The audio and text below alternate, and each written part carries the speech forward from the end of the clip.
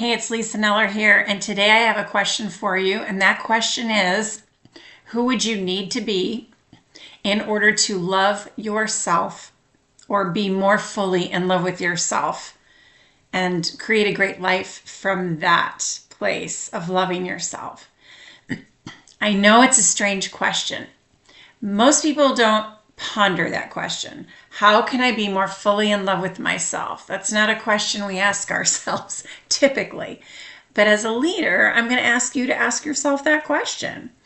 And how much do you really love yourself? Sometimes we think we love ourselves, and yet we do everything to sabotage ourselves. I'm holding this Squish Mallow. Uh-oh. Other side. There's his happy face. This is actually my grandson's.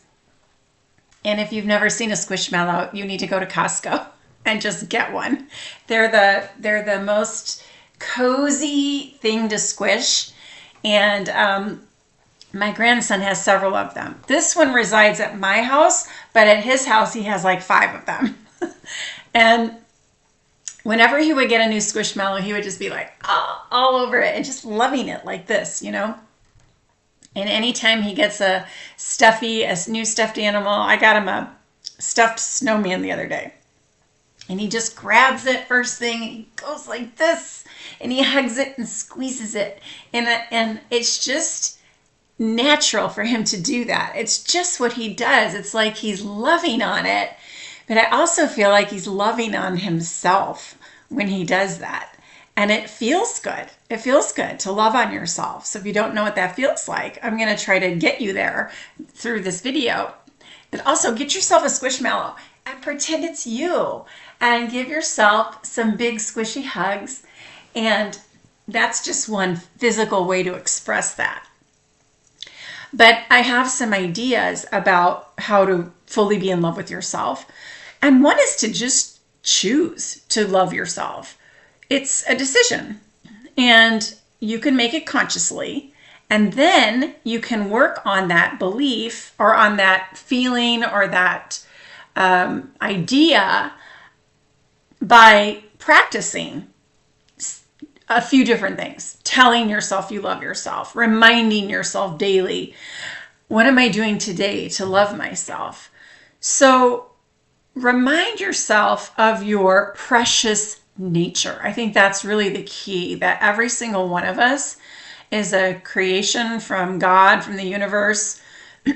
We're all precious. There isn't one of us who isn't precious.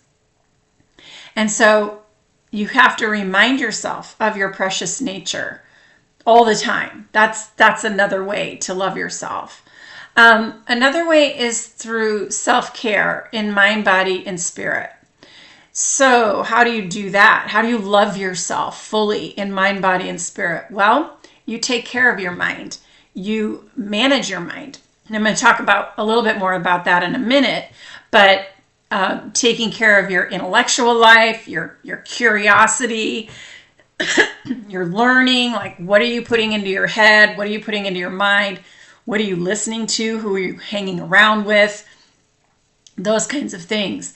And when you feed your mind really good, positive things, then you really are treating yourself well. Same with your body. So if you are eating nutritious food and you are exercising and you're watching what you're taking into your body and you're drinking water and all those kinds of things, you're loving yourself, because we could choose to do otherwise, right? We could choose to just neglect our bodies and not take care of them, which many of us do, until we reach a point where we're tired of being tired, or we're tired of being overweight or whatever, and we choose to love ourselves more and do things differently. So our actions begin to change when our minds begin to change.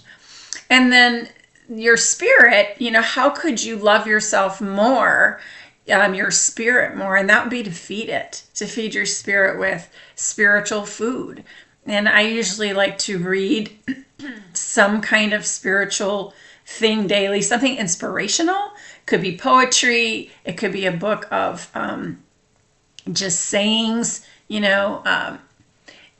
you could read about the Stoics. There's just so many options. If you're wondering, what could I read that would feed my spirit, my soul, just Google it or put it on Chat GPT and see what you come up with. But there's all kinds of things that you could do to feed your spirit. And then another thing that you could do to fully be in love with yourself is to set boundaries, to really know what it is you want to do and what it is you don't want to do, who you want to be around and who you don't want to be around, who supports you and who doesn't, and be good at saying no. Get good at saying, you could say, I love you, but no, or I'd love to help you out, but I can't today, or just create space between you and the things that aren't really helping you or helpful to you. That doesn't mean don't go out and help people. Doesn't mean don't go out and serve people. That's not what that means. It just means protecting your space, protecting your energy, protecting the rest of you, your mind, your body, and your spirit. So setting boundaries is a really good way to be fully in love with yourself. And then the last thought that I have about this is taking care of your thoughts.